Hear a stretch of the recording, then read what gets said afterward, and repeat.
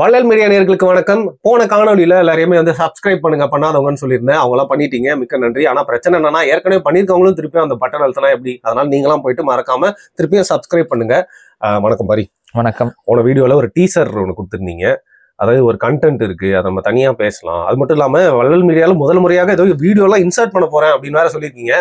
யார் அந்த கண்டென்ட், அதை முதல்ல சொல்லுங்க.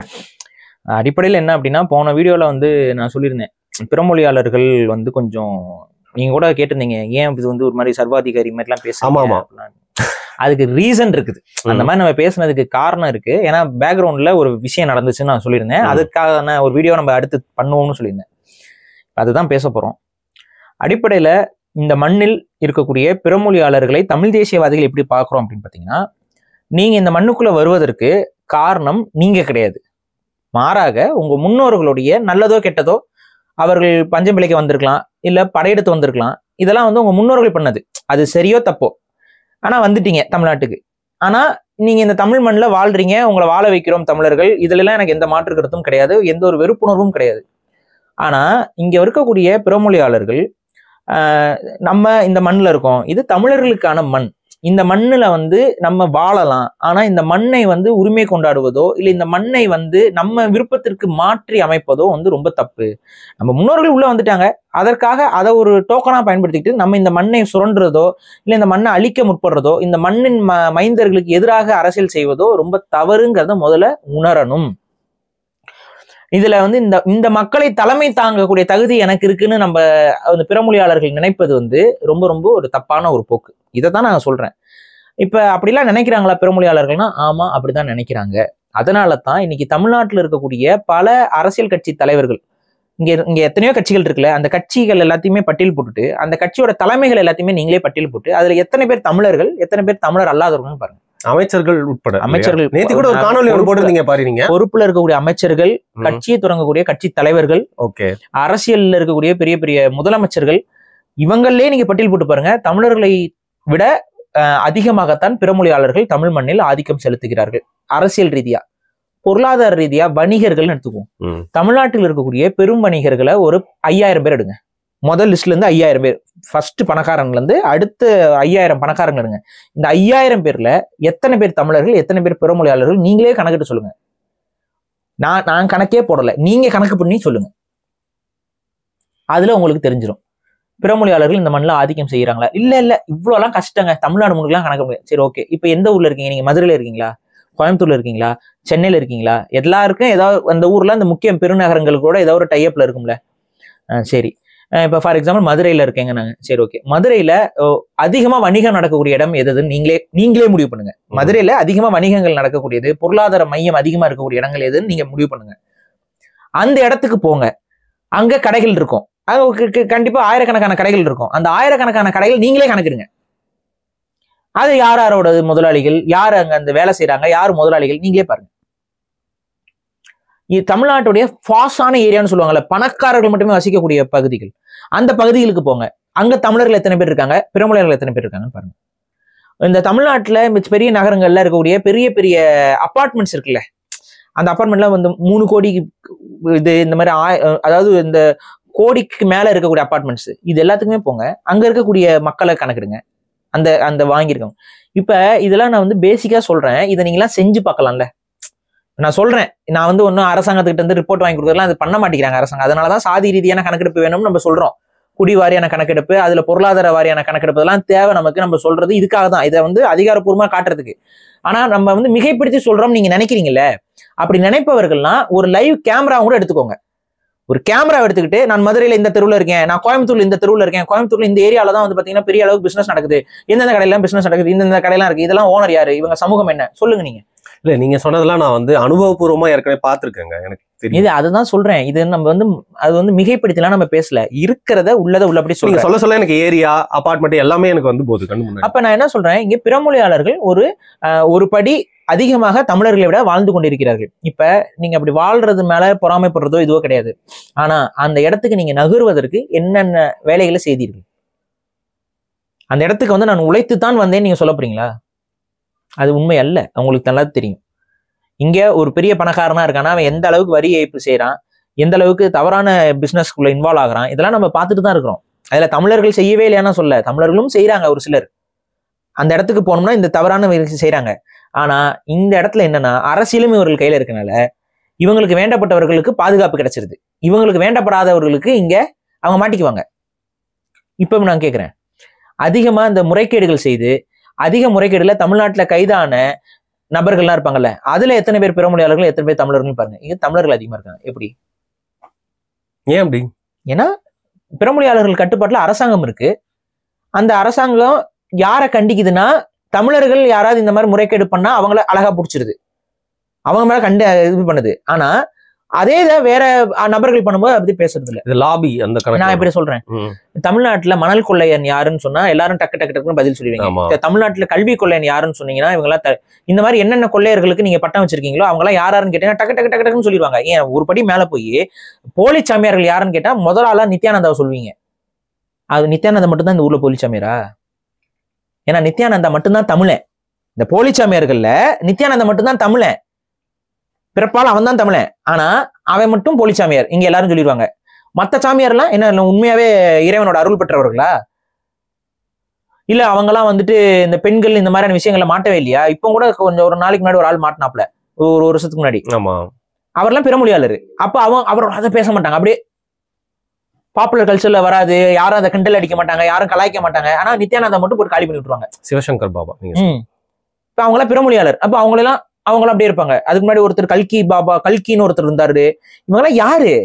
பிறமொழியாளர்கள். இவங்கெல்லாம் நல்லவங்க. தமிழர்கள் யாராவது ஒருத்தவங்க இதை பண்ணும்போது அவங்க கெட்டவங்களா ஹைலைட் பண்ணி காட்டுறது. இதுதான் ஒரு மைல்டு பாலிடிக்ஸ். இந்த மைல்டு பாலிடிக்ஸ் காலங்காலமா தமிழ்நாட்டில் நடந்துகிட்டே இருக்கு. மைல்டுங்கிறீங்கன்னா ஹார்ஷா இருக்குங்க. அது ஒரு ரியாலிட்டி ஹார்ஸுங்க. ஆனா அது மறைமுகமா பண்ணிக்கிட்டே இருக்காங்க மைல்டா. எப்படி இப்படிலாம் பண்றாங்க? இப்ப ஒண்ணும் இல்ல, சமீபத்துல திமுகவுடைய எம்எல்ஏ ஒருத்தர் வந்து என்ன பேசியிருக்காரு, நாயுடு ஏன் சாதிக்காரன்னு பேசியிருக்காரு. ஒருத்தனும் பேசல. இப்ப இது நாங்க தேவமாறு அப்படின்னு சொல்லி யாராவது ஒரு திமுக எம்எல்ஏவோ இல்ல அதிமுக எம்எல்ஏவோ பேசியிருந்தா நீங்க பேசியிருப்பாங்களா? பேசிக்க மாட்டாங்க. நிறைய அதிகமா பேசப்பட்டிருக்கோம். இப்ப புரியுதா நான் சொல்றது? இவ்வளவுதான் விஷயம். இப்ப என்னன்னா மறைமுகமாக உங்களோட பிறமொழியாளர்கள் உங்க வெளிப்படையா சொன்னா உங்க சாதிக்காரர்களை நீங்க பாதுகாத்துக்கிறீங்க. ஆனா தமிழ் சமூகத்துல இருக்க யாராவது ஒருத்தவங்களுக்கு ஏதாவது ஒரு பிரச்சனையோ இதுவோ வரும் பொழுது அவங்க மேல அதிகப்படியான வன்மத்தை வந்து கக்குறீங்க. இவ்வளவுதான் விஷயம். சரி, இதெல்லாத்தையும் சொல்லிட்டு ஏன் இதெல்லாம் நான் சொல்றேன் அப்படின்னா, இப்போ ஒரு நிகழ்வு வந்திருக்கு. இந்த நிகழ்வுக்கு நான் தீர்ப்பு சொல்ல போறது இல்லை. எப்பவுமே நான் சொல்லிடுவேன் இதுதான். இந்த நிகழ்வுக்கு நீங்க தீர்ப்பு சொல்லுங்க, கமெண்ட் செக்ஷன்ல நீங்க தீர்ப்பு சொல்லுங்க. ஆனா இந்த நிகழ்வை நான் எடுத்து காட்டுறேன். அது என்ன நடக்குது, இங்க பிறமொழியாளருடைய உளவியல் எந்த அளவுக்கு டாக்ஸிக்கா இருக்கு, இந்த டாக்ஸிசிட்டில எப்படி இவங்க அந்த பிறமொழியாளருடைய அந்த குரூப்ல லீடர்ஷிப் ஆகணும்னு நினைக்கிறவங்க இந்த டாக்ஸிசிட்டி எப்படி தனக்கு பயன்படுத்திக்கிறாங்க, அந்த டாக்ஸிசிட்டில எப்படி அவங்க வளர்ந்து போறாங்கிறதுக்கான ஒரு எடுத்துக்காட்டு தான் இப்ப நடந்த இன்சிடென்ட். இந்த இன்சிடென்ட் என்னன்னு பாத்தீங்கன்னா ஒன்னும் இல்ல, கொஞ்ச நாளைக்கு முன்னாடி மன்னர் மன்னன் அவர்களை தமிழ் தீவிரவாதி அப்படின்னு சொல்லி ஒரு இணையதளத்துல ஒரு தெலுங்கை தாய்மொழியாக கொண்ட ஒரு மருத்துவ பெண்மணி பேசினாங்க. அவங்க பேர் உஷா ராணி. நம்ம கண்டிச்சு பேசியிருப்போம், வீடியோ பேசியிருக்கோம். அதே உஷா ராணி தான் இதுலயும் இன்வால்வ் ஆயிருக்காங்க. ஆனா ஒரு பட்டி மேல போய் அவங்களுடைய அந்த அடாவடித்தனம் வாங்கல, அந்த அடாவடித்தனத்தை போய் அவங்க செஞ்சிருக்கிறாங்க. அதுவும் தமிழக அரசுடைய ஏற்பாட்டுல நடந்த ஒரு விஷயத்துல இவங்க அந்த அடாவடித்தனத்தை போய் செஞ்சிருக்காங்க. இது யாரும் கண்ணும் காதும் கண்டுக்காம போயிடுவாங்கன்னு நினைச்சேன். ஆனா பாருங்க, காலம் யாருக்கிட்ட இது வந்து சேரக்கூடாதோ அவங்க கிட்டே அந்த ஃபுட்டேஜை கொண்டு வந்து சேர்த்துருச்சு. அங்க இருக்கவங்க வீடியோ எடுத்துட்டாங்களா? அங்க இருக்கவங்க வீடியோ எடுத்துட்டு நம்ம கிட்டே கொண்டு வந்து கொடுத்துட்டாங்க. ஸோ நம்ம இது பேசலான்ட்டு வச்சிருந்தோம். இப்போ போன வாரம் நடந்துச்சு, நம்ம பேசுறோம். ஒவ்வொரு வாரமும் ஞாயிற்றுக்கிழமை ஒரு கிளாஸ் நடக்கும். அந்த கிளாஸ்ல தான் இந்த போன வார கிளாஸ்ல நடந்திருக்கு. இந்த வார கிளாஸ்லயும் அது நடக்கும் திரும்ப. ஸோ இப்போ என்ன நான் சொல்றேன், உலக தமிழாராய்ச்சி நிறுவனம்ங்கிறது உங்களுக்கு தெரியும், தமிழக அரசோடைய ஏற்பாட்டுல மொழி வளர்ப்புக்காக நம்மளோட பண்பாடு கலாச்சாரம் அது சார்ந்த ஆய்வுகள் இதெல்லாத்தையும் பேசிக்கா தமிழ் மொழி அதோட கல்ச்சர் அதோட ட்ரெடிஷன் அதோடைய சிறப்புகளை மக்கள் மத்தியில் கொண்டு போவதற்கான வேலைகள்லாம் அவங்க செய்வாங்க. அந்த அடிப்படையில அவங்க ஒரு ஏற்பாடு என்ன செய்யறாங்கன்னு பாத்தீங்கன்னா, ஒரு பட்டய படிப்பு ஒண்ணு ஏற்பாடு பண்றாங்க, ஒரு சர்டிஃபைடு கோர்ஸ். என்ன சர்டிஃபைட் கோர்ஸ் அப்படின்னு பாத்தீங்கன்னா, கல்வெட்டு இருக்கு பாத்தீங்களா, தமிழ் கல்வெட்டுகள். இந்த தமிழ் கல்வெட்டுகளை படிக்கிறதுக்கு தமிழ்நாடு முழுக்க தமிழ் கல்வெட்டுகள் கோயில்கள் எல்லாத்துலயும் கிடக்கு. அந்த தமிழ் கல்வெட்டுகளை படிப்பதற்கான ஒரு சர்டிஃபைட் கோர்ஸா வந்து ஒரு பார்ட் டைம் கோர்ஸா வந்து அவங்க கொண்டு வராங்க. அது 10வது வரைக்கும் படிச்சிருக்கணும். அதுக்கப்புறம் அந்த எழுத படிக்க தெரியணும் பேசிக்கா. அவங்க அப்ளை பண்ணலாம். 3000 ரூபா போல ஃபீஸு கவர்மெண்ட் நடத்துறது, இல்லைன்னா இவ்வளவு சீப்பா பண்ண மாட்டாங்க. கவர்மெண்ட் வந்து நிறைய ஆர்வலர்களை வச்சு அந்த கல்வெட்டுகள்லாம் படிக்காம நிறைய பேர் இருக்கிறது இல்லை, நிறைய கல்வெட்டு சும்மா இருக்குல்ல, அதெல்லாம் படிக்க வைக்கிறதுக்கு ஆர்வம் மிக்கவர்கள் வந்து சேரட்டும்னு சொல்லிட்டு ஒரு பட்டய படிப்பை அறிமுகப்படுத்துறாங்க. அந்த பட்டய படிப்புக்கான இதெல்லாம் முன்னாடியே அட்மிஷன் இதெல்லாமே முடிஞ்சிருது. அந்த பட்டய படிப்புக்கான அறிமுக கிளாஸ் வந்து ஞாயிற்றுக்கிழமை பார்ட் டைம்ல படிக்கிறதா. ஸோ ஞாயிற்றுக்கிழமை போன ஞாயிற்றுக்கிழமை அறிமுக கிளாஸ் வந்து நடக்குது. அறிமுக கிளாஸ்ல என்ன பண்ணுவாங்க, யாரெல்லாம் டீச்சர்ஸோ அவங்கலாம் வந்திருக்கிறாங்க. அதுல வந்து பாத்தீங்கன்னா எல்லாமே மொழி ஆர்வலர்கள் தான். பூங்குன்றன் இந்த மாதிரியான தமிழ் கல்வெட்டுகள், தமிழ் வரலாற்று சார்ந்த விஷயங்கள் எல்லாம் தெரிந்த படித்த நபர்கள்லாம் அதுல இருக்கிறாங்க. அவங்க தான் சொல்லிக் கொடுக்க போறாங்க.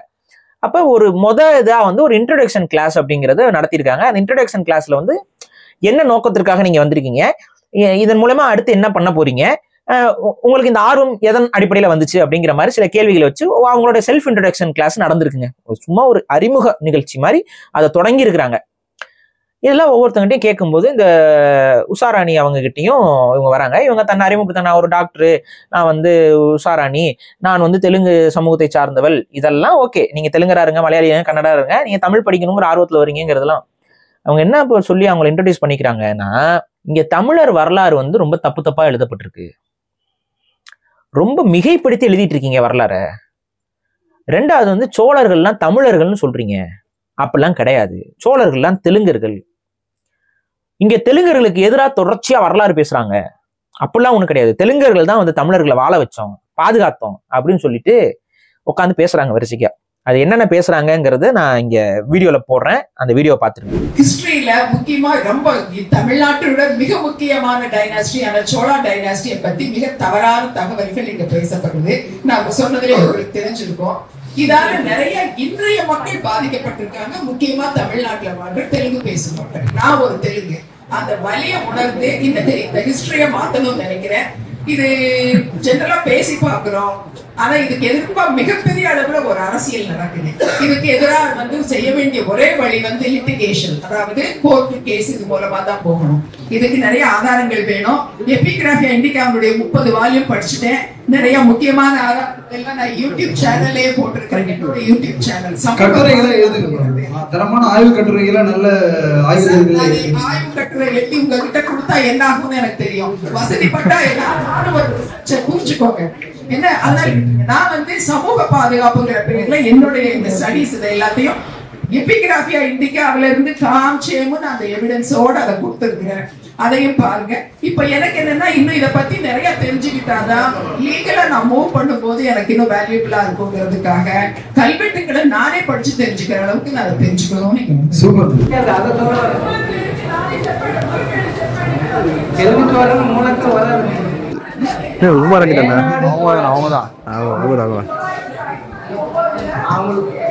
மக்களை பார்த்துக்கோங்க.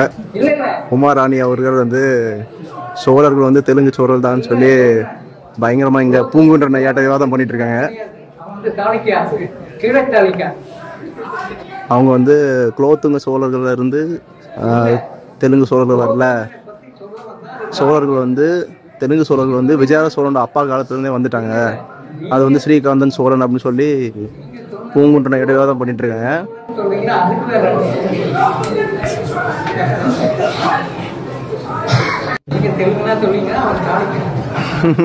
பூங்குன்றையா தெரியாம சொல்லிட்டாரு, தெலுங்கு சோழர்கள் எதுவும் கிடையாது.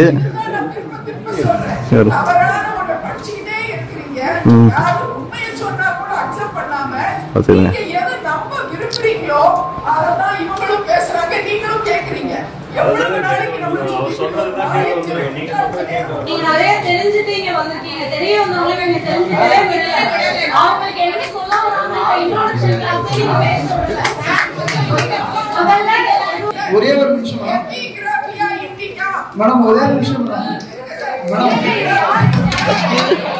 கிளாஸ் நடத்துறோமா தடுக்கிறாங்க இவங்க. மக்களே பார்த்துக்கோங்க. இது கிளாஸோட முதல் நாள் இன்ட்ரடக்ஷன் தான் நடக்குது. ஆனால் அதுக்குள்ள அவங்களோட இன பாசத்தை இங்கே வந்து காமிச்சிட்டு இருக்காங்க.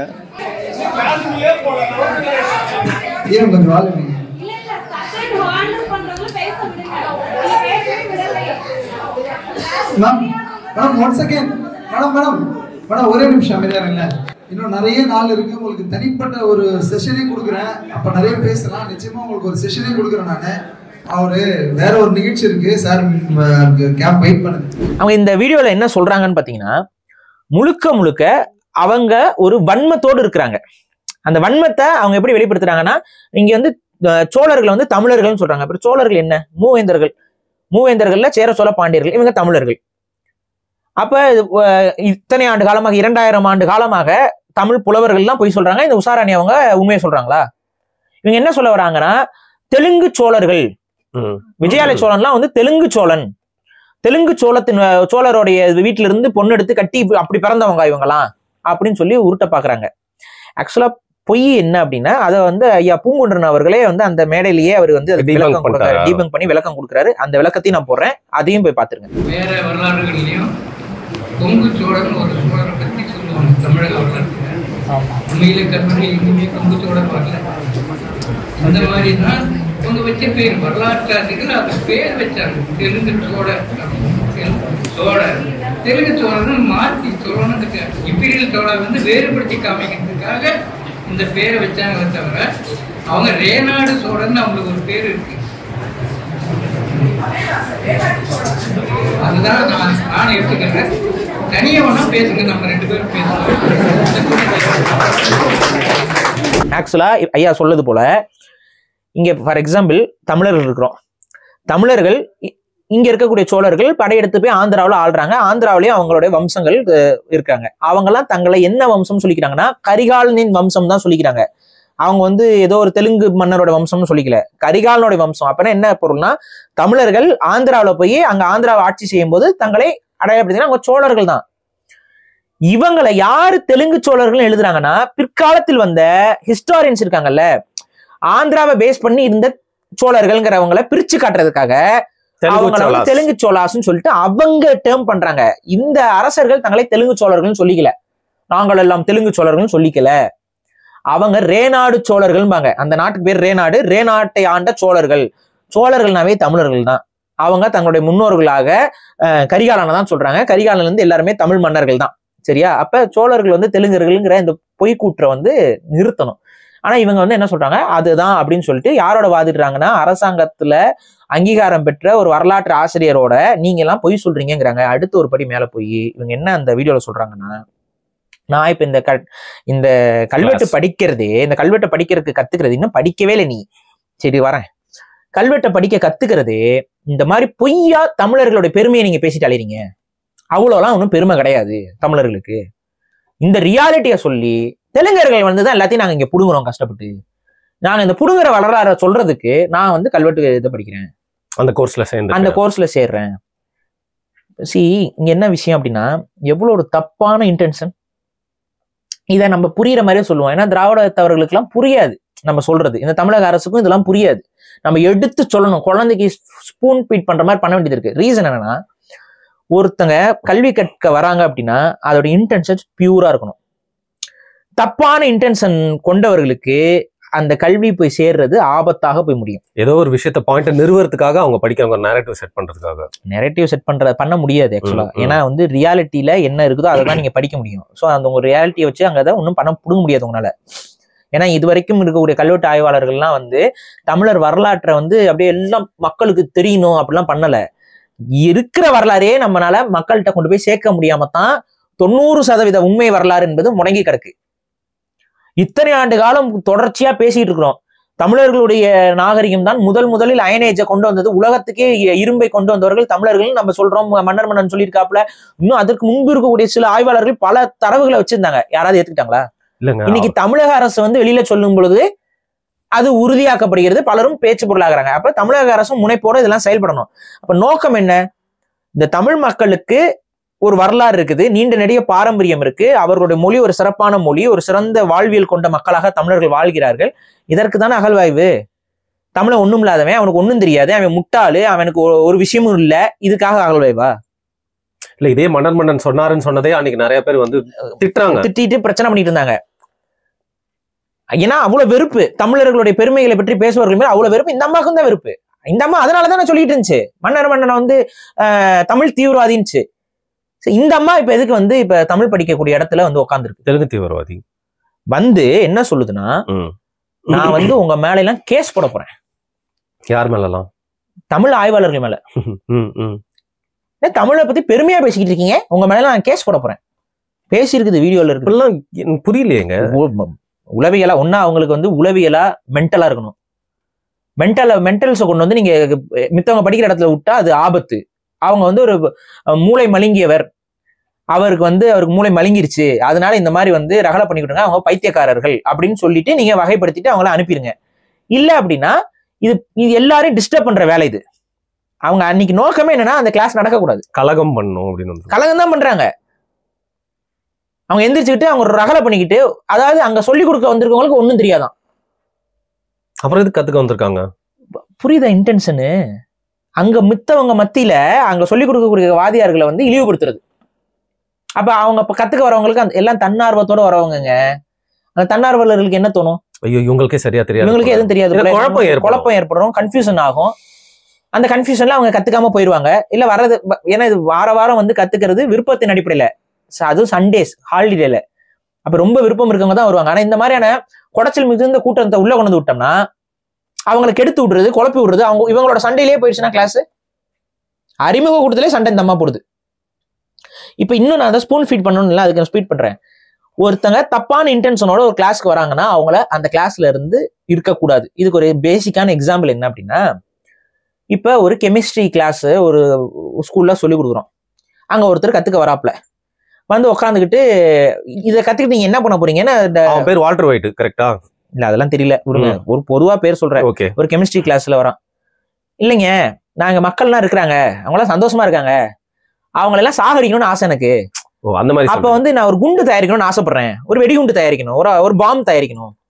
அந்த பாம் எப்படி தயாரிக்கணும் எனக்கு தெரியல.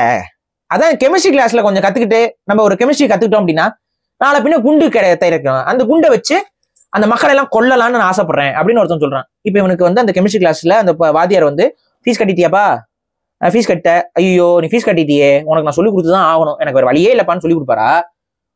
தீவிரவாதி பயில, அயோக்கிய பயில, மொல்ல மாதிரி பயில, முடிச்ச வைக்க பயில, மக்கள் நிம்மதியா வாழ்றது பொறுக்காம எப்படி கொல்றதுக்கு நினைக்கிறேன்னு சொல்லி அவரை காட்டி கொடுத்தோ இல்ல வந்து அவரை வந்து அடிச்சு விரட்டுவாப்லையா? குண்டு தயாரிக்கிறது, மெத்து தயாரிக்கிறது எதுக்குமே கெமிஸ்ட்ரி வந்து பயன்படக்கூடாது. இல்லைங்க, இன்னொருத்தன், நான் வந்து இந்த கஞ்சா வியாபாரியா இருக்குங்க, ஆனா என்னால கஞ்சா பிசினஸ்ல என்னால வந்து பெரிய அளவு சம்பாதிக்க முடியல. பிரேக்கிங் பேட் அப்படின்னு சொல்லி ஒரு சீசன் பார்த்தேங்க. அது ஒரு கெமிஸ்ட்ரி வாதியார் தான் வந்து அவர் மெத்த வந்து அது பியூரஸ்ட் ஃபார்ம் ஆஃப் மெத்த அவர் தயாரிச்சு பெரிய பணக்காரர் ஆவாருங்க. ஸோ இப்போ நான் அவரோட இன்ஸ்பிரேஷன்ல நான் என்ன பண்றேன், நானும் மெத்து தயாரிக்கலாங்கிறதுக்காக இங்க வந்திருக்கேன் சார் அப்படின்னா என்ன பண்ணுவீங்க? சொல்லிக் கொடுப்பீங்களா? ஆமாப்பா வந்து எப்படின்னா இந்த கிசா போதையில எப்படி செய்யணும்னா அப்படி சொல்லிக் கொடுப்பீங்களா? இல்ல படா விளக்கண்ண அப்படின்னு சொல்லி விரட்டி விடுவீங்களா? அப்ப விரட்டி விடணும்னு உங்களுக்கு நல்லா தெளிவா தெரியுது. ஆனா இவங்களை என்ன சொல்ல வராங்க? தமிழ் மொழியை பாதுகாக்க, தமிழ் மொழியை வளர்க்க, தமிழ் மன்னர்களை பற்றியும் முன்னோர்களை பற்றியும் கல்வெட்டுகளை பற்றி பிரதி எடுத்து தமிழர்கள் மத்தியில் இந்த வரலாற்றை கடத்துவதற்கு இந்த கோர்ஸ் வந்து ஏற்பாடு செய்யப்பட்டிருக்குது. நல்ல இன்டென்ஷன், ரொம்ப குறைஞ்ச விலையில. ஆக்சுவலி இவ்வளவு கம்மியான விலையில யாருமே பண்ணுவாங்களா? வெறும் 3000 ரூபாங்க fees, annual fees. 1 year course வெறும் 3000 ரூபாய் கட்டிட்டு, அதுல இத்தனைக்கும் அந்த கவர்மெண்ட் ப்ரோக்ராம் என்னன்னா சைட்ஸ்க்குலாம் கூட்டிட்டு போறாங்க. முக்கியமான ஆர்கியாலஜிக்கல் சைட்ஸ், டெம்பிள்ஸ், சைட்ஸுக்கு கூட்டிட்டு போயிட்டு சொல்லி கொடுக்க போறாங்க. அதுல இன்க்ளூடட். இது என்ன பொருள்னா, நம்மளோட வரி பணத்துல கவர்மெண்ட், இது நல்ல திட்டம், கவர்மெண்ட் நம்மளோட வரி பணத்துல தன்னார்வலர்களுக்கு இதை கத்துக் கொடுக்கறது மூலியமா பலரும் அதை டாக்குமெண்ட் பண்ணுவாங்க. அது எப்படி டாக்குமெண்ட் பண்ணணும், எப்படி ஒரு ஆய்வுக்கு அனுப்பணும், இதெல்லாத்தையும் கத்துக் கொடுக்க போறாங்க. அதுல அறிவு கடத்தப்பட்டுட்டே இருக்கும், எப்படி கல்வெட்டை பிரதி எடுக்கணும். ஆனா இந்த அம்மா வந்து இப்ப நான் ஒன்றும் இல்லை, இந்த அம்மா வந்து இந்த மாதிரி படிச்சுச்சு, இதுக்கு ஒரு சான்றிதழ் கொடுப்பாங்க. இந்த சான்றிதழை காமிச்சிட்டு கோயில்ல போய் கல்வெட்டு படிக்கலாம். ஆனா இவங்களோட உளவியல் என்ன? இப்ப ஒண்ணும் இல்லை, ஃபார் எக்ஸாம்பிள் அந்த கோயில் கல்வெட்டுல வந்து திருமலை நாயக்கர் பண்ண அட்ராசிட்டிஸ் ஏதோ ஒரு கல்வெட்டுல இருக்கு. இந்த அம்மா என்ன பண்ணும்? சூப்பரா பண்ணிருக்காரு மாத்தி சொல்லுவாங்க. மாத்தி சொன்னா பிரச்சனை இல்ல, இது போயிட்டு ஆய்வு பண்றவங்க அந்த கல்வெட்டை செதைச்சதுன்னா ரீசெண்டா பாத்தீங்களா, நீங்க சொல்லிப்பீங்களே சாண்ட் பிளாஸ்டிங் இதுல பண்ணாங்க. நீ சாண்ட் பிளாஸ்டிங் தான் பண்ணணும் இல்லைங்க, ஆல்ரெடி கல்வெட்டு தேஞ்சா மாதிரி இருக்கிறதுல 4 கல் எடுத்து தேய்ச்சிங்கன்னா இடிச்சு விட்டீங்கன்னா என்ன பண்ணுவீங்க?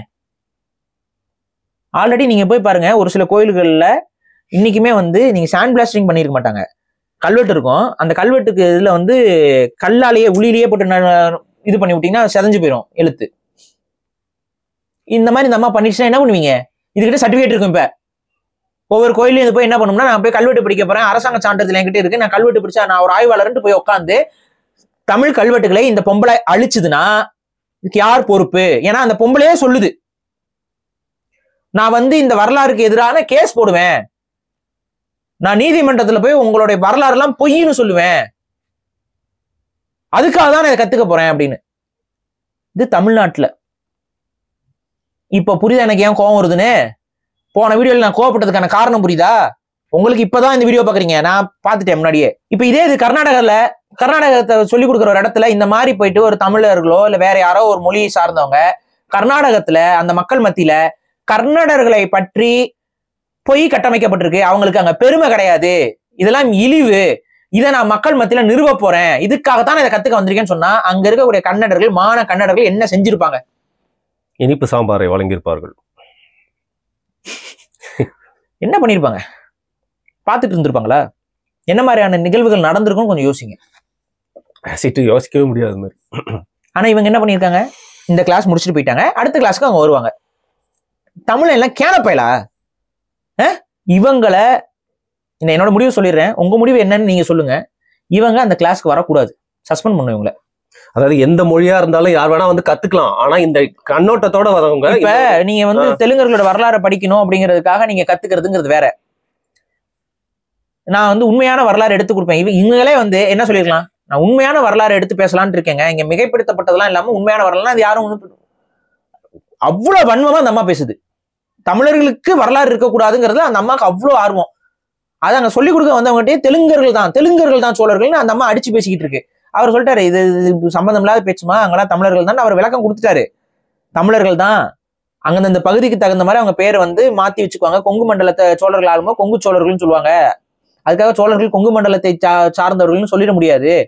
அதே போல அங்க ஆந்திராவை ஆளும் பொழுது அவங்க ரேநாடு சோழர்னு அந்த பகுதியை மையம் கொண்டு பேர் வச்சு சொல்றாங்களே ஒழிய அவங்க அந்த மண்ணுல உருவானவங்க கிடையாது, அவங்க தெலுங்கர்கள் கிடையாது, அவங்க தமிழர்கள் தான். எப்படி நீ இவ்வளவு வருஷமா இங்க பஞ்சமுளைக்க வந்து இங்க உட்காந்துக்கிட்டு உனக்கு தெலுங்கு பாசம் இருக்கோ, அதே போல அங்க போன மன்னர்களுக்கு அவங்களுக்கு தமிழ் பாசமும் இருந்தது. புரியுதா? அவன் எத்தனை ஆயிரம் வருஷம் ஆந்திரால இருந்தாலும் அவன் தமிழன் தான். எத்தனை வருஷம் நீ இங்க இருந்தீனாலும் உன் தெலுங்கு புத்தி மாறுதா? நீ தெலுங்கச்சியா தானே இருக்க, நீ தமிழச்சியா மாறிட்டியா? இல்ல, அதேதாங்க விஷயம். உனக்கு வரும்போது தெரியுது நான் தெலுங்கு, அப்புறம் எதுக்கு இந்த பேச்சு பேசுற? இவ்வளவு வருஷமா எனக்கு தெலுங்குன்னு உனக்கு தெரியுதுல்ல. அதே போல அவங்களுக்கு தெரியும், அதனாலதான் கரிகாலனின் வழி வந்தவர்கள் அப்படின்னு எழுதுறாங்க.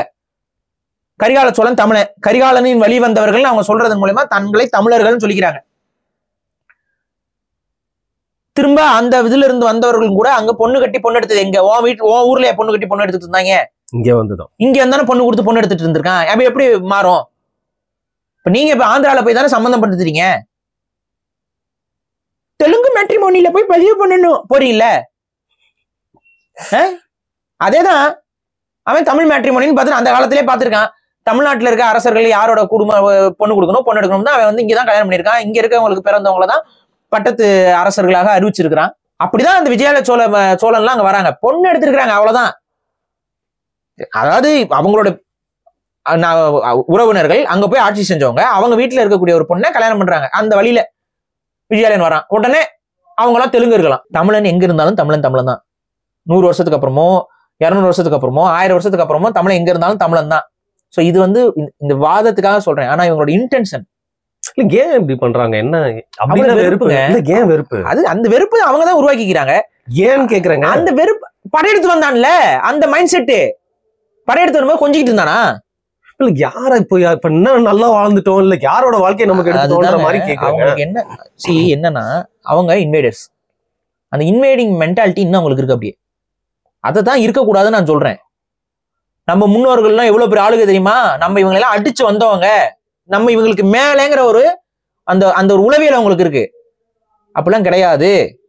உன் முன்னோர் பண்ண தப்புக்கு நீ இப்ப இது உனக்கு இது இல்லை. அதே போல உன் முன்னோரோட பெருமையும் உனக்கு வராது. இவ்வளவுதான் விஷயம்.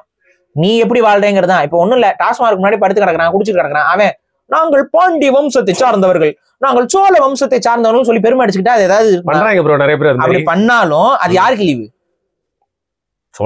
சோழர்களுக்கு இழிவு, பாண்டியர்களுக்கு இருக்கு இழிவு, அந்த தமிழ் வரலாறுக்கு இழிவு. இவனெல்லாம் தமிழர்னு சொல்லி நம்ம காட்டும் பொழுது நமக்கு இழிவு. புரியுதா? தப்பான வாழ்க்கையில் இருக்கும்போது அதை நீ பெருமைப்படுத்திக்க முடியாது. அதே போல உன் முன்னோர்கள் தப்பா இருந்தாங்க இருக்காங்க, அதையே தப்ப நானும் பண்ணணும்னு கிடையாது.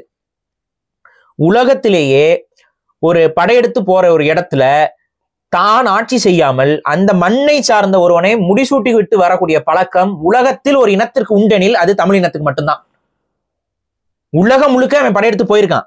அங்க போய் சண்டை, அவன் நல்லது செய்யலாம் போல. உனக்கு புரிஞ்சுக்கணும், இவனுக்கு அங்க ஏதோ பிரச்சனை இருக்கும். அங்க இருக்க மன்னன் இவனுக்கு எதிரானவனா இருப்பான். ஃபார் எக்ஸாம்பிள் வந்து ராஜேந்திர சோழன் கடல் கடந்து கடாரம் வரைக்கும் போறாப்ல. எதனால போறாரு? கடாரம் வரைக்கும் போய் டூர் சுத்தி பார்க்க போறாரா? என்னன்னா அங்க வந்து சீன நாடுகளுக்கு, இந்த நாடுகளுக்கு எல்லா அந்த அந்த பக்கத்தில் இருக்கக்கூடிய கிழக்கேசிய நாடுகளுக்கெல்லாம் வந்துட்டு முழுக்க முழுக்க வணிகம் வந்து அன்னைக்கு சோழர்கள் செஞ்சுக்கிட்டு இருக்காங்க.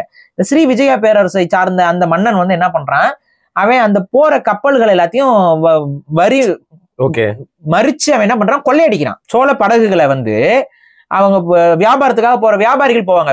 அதாவது இந்த அரசு படைப்படகுகள் மட்டுமே போகாது, வணிக கப்பல்கள் போகும். அந்த வணிக கப்பல்ல மிஞ்சி மிஞ்சி போன காவலர்கள் 2 பேர் 3 பேர் இருப்பான். கார்கோ ஷிப் மாதிரி. அந்த கார்கோ ஷிப் எல்லாத்தையும் வந்து வழிமறிச்சு பண்றான்.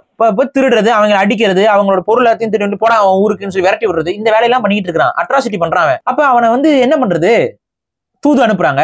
தூதுக்கு அவன் ஒழுங்கா ப்ராப்பர் ரெஸ்பான்ஸ் இல்ல, தூது வர கொன்னுடுறாங்க. இதுக்கு மேல வந்து இவங்கள்ட்ட அமைதி பேச்சுவார்த்தைக்கு வழி இல்ல, பெரிய செலவாகும். கடல் கடந்து போய் நம்ம படையெடுத்து செய்யறதுங்கிறது பெரிய செலவாகும். ஆனா வேற வழி இல்ல. நம்ம வணிகத்தை பாதுகாக்கணும், நம்ம சொல்யூஷனை பாதுகாக்கணும், நம்ம புலிக்கொடிக்கு ஒரு மரியாதை இருக்கணும். அப்படின்னா நம்ம இதை செஞ்சுதான் ஆகணும்னு முடிவு பண்றான். பெரிய எக்ஸ்பெடிஷன் தான். இங்க இருந்து கடல்ல முழுக்க போட்டு யானைகள் எல்லாம் ஏத்திக்கிட்டு போறதுலாம் சாதாரண விஷயம் இல்ல. யாராவது ஒரு படமா எடுங்களேன்பா, செம்மையா இருக்கு ஸ்டோரி.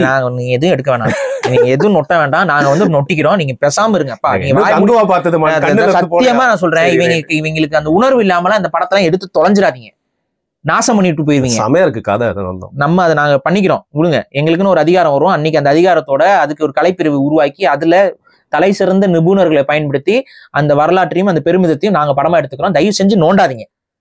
ஸோ இவ்வளவுதான் சொல்றேன். அதுக்கப்புறம் என்னன்னா, அங்க போய் படையெடுத்துட்டு போகும்போது அத்தனையும் எடுத்துக்கிட்டு போறாங்க. அங்க போய் அங்க கடல்ல அந்த போய் அங்க பீச்ல அவங்க இறங்க ஆரம்பிக்கிறாங்க. அதுலயே முடிவாயிடுச்சு அவனுக்கு, இது நம்ம சோழி முடிஞ்சுதுரா, நம்மள முடிச்சு விட்டாங்க போங்க அப்படின்னு சொல்லிட்டு அவன் என்ன பண்ணிட்டான், அவன் இறங்கிட்டான். இறங்கி சோழ படைகள்கிட்ட அவனை கைது பண்ணிடுறாங்க. சப்மிசிவா போயிடுறான். அவனை கைது பண்ணிடுறாங்க. கொல்லலாம் இல்ல, சிறைப்படுத்திடுறாங்க.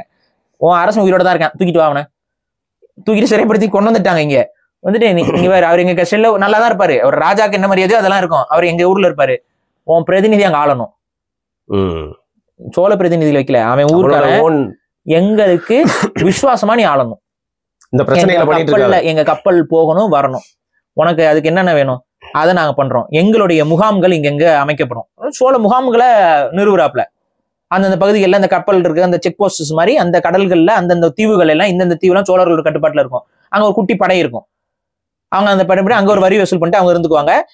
அவங்க வந்து இந்த கப்பல்கள் போக வர்றதுக்கெல்லாம் பாதுகாப்பா இருப்பாங்க. இவ்வளவுதான். இந்த மாதிரிதான் அந்த நாட்டை ஆளலை. அந்த நாட்டு மன்னனுக்கிட்டே அதை ஒப்படைச்சிட்டு இன்னொரு அடுத்த வாரிசு ஒருத்தர் அவங்ககிட்ட ஒப்படைச்சிட்டு, இவனை பணைய கைதியா எடுத்துட்டு போறேன், நீ வந்து எனக்கு விசுவாசமா நீ ஆட்சி செய், முடிஞ்சுது. இவன் போய் முடிச்சுட்டு உட்காரல. புரியுதா நான் சொல்றது? அங்க நட்பாக்கிக்குவான். அது வந்து அந்த இதோட இந்த மாண்பு என்பது தமிழர்களுக்கு மட்டும்தான் உலகத்துல இருந்துச்சு. வேற எவனும் இவ்வளவு செலவு பண்ணிட்டு போயிட்டு அப்படியா நான் வந்து அடிச்சேன், இவன் வந்து சரண்டர் ஆயிட்டான், அவனை விட்டுட்டு வரேன்லாம் வரமாட்டான். அந்த இடத்த தொடர்ந்து அந்த இடத்துலயே உட்காந்து குடியமர்த்தி அங்க இருக்க மக்கள் எல்லாம் அழிச்சு அங்க இருக்க வளங்களை எல்லாம் திருடி சுரண்டி இதுதான் பண்ணுவாங்க. ஆனா அதை தமிழர்கள் பண்ணல. புரியுதுங்களா? அதனாலதான் தமிழர்களுக்கு ஒரு மாண்புங்கிற நம்ம பேசிட்டு இருக்கோம். அந்த மாண்புனாலதான் அவன் அந்த மண்ணின் மைந்தனையே முடிசூட்டிட்டு வரான். இது சோழன் மட்டும் பண்ணல, பாண்டியனும் இதை செஞ்சிருக்கான், சேரனும் இதை செஞ்சிருக்கான். இவங்களுக்குள்ள சண்டை போட்டுக்கிட்ட போதும் இதை தான் செஞ்சிருக்காங்க. புரியுதா? இவங்களுக்குள்ளேயே சண்டை வரும்பொழுதும் இந்த பகுதியை நாள்லாம் இருக்காது. அந்த பகுதிக்கு அந்த அரசனாக யார் இருப்பான்னு பாத்தீங்கன்னா அந்த பாண்டிய மரபை சார்ந்தவன் தான் இருப்பான். கப்பம் கட்டுவான். அந்த கப்பம் கட்டி அவன் வந்து இவங்களுக்கு கீழே இருப்பான். அவ்வளவுதான். அதனாலதான் வம்சங்கள் அழியல, ரொம்ப வருஷத்துக்கு இருந்துச்சு. இந்த வம்சம்லாம் எப்ப மொத்தமா அழிஞ்சுது? நீ வந்த விஜயநகர பேரரசு இந்த மண்ணுக்குள்ள கால் எடுத்து வச்சதுக்கு அப்புறம் தான் சோழ வாரிசுகள் பாண்டிய வாரிசுகளையும் தேடி தேடி தேடி தேடி அழிச்ச. அதுக்கப்புறம் எவனுமே வாரிசுகள் இல்லாம போல இருந்தது, வெளியில சொல்லிக்க முடியல. சொன்னா நீ வந்து கொண்டுருவேன். சோழனுடைய வாரிசு இல்லாம இருந்துச்சா? இருந்துச்சு. ஆனா நாங்க தான் சோழருடைய வாரிசுன்னு சொல்லிக்கிட்டா இவன் வந்து கொண்டுருவான். அதனால சொல்லலாம். ஏன்னா நாளைக்கு ஏதாவது படை திரட்டி நாட்டை மீட்கிறேன்ட்டு இறங்கிட்டா அப்ப அதே நான் தான் பாண்டியனோட வாரிசுன்னு சொன்னா கொண்டுருவேன். அதனால அந்த வாரிசுகள் எல்லாம் சொல்லாம அப்படியே அமைதி காத்துட்டு நிம்மதியா வாழ்ந்தா போதும்னு போயிடுவாங்கல்ல, அந்த மாதிரி. ஏன்னா யாரெல்லாம் இப்போ திரும்ப அந்த நாட்டை உருவாக்கணும்னு முயற்சி எடுத்தாங்களோ அத்தனை பேரும் கொண்டுகிட்டே இருந்தாங்க. தேடி தேடி கருவ இருக்குது. ஏன்னா இவங்க என்ன சொல்றது, அதாவது தெலுங்கர்கள் வந்து தமிழகத்தை பாதுகாக்கத்தான் வந்தோம். இது என்ன, எந்த ஊர்ல எங்க படையெடுத்து வருவேன் பாதுகாக்க வருவாங்க, எனக்கு புரியல எந்த ஊர்ல அது நடக்கும். ஆனா தமிழ்நாட்டுல மட்டும் இவங்க வரலாறு எப்படி சொல்றாங்க பாத்தீங்களா? இதை ஏத்துக்கணுமா தமிழன்?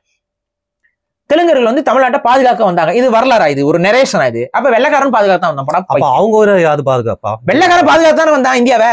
அப்படிதான் எடுத்துக்கணும் இவங்க சொல்றபடி பார்த்தா வெள்ளைக்காரன் பாதுகாத்தானே வந்தான்.